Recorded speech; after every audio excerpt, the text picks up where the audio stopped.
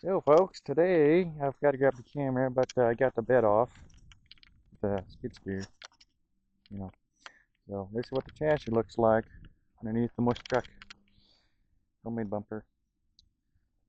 Don't know how many gallons that holds, but yeah, it's quite the project.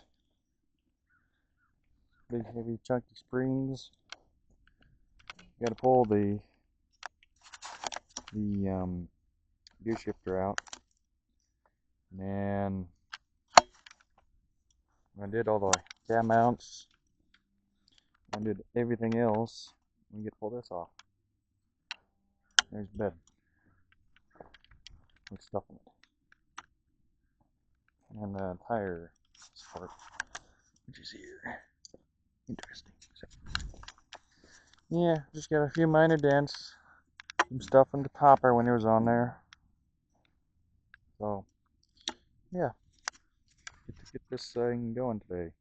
Or at least moved. Yeah.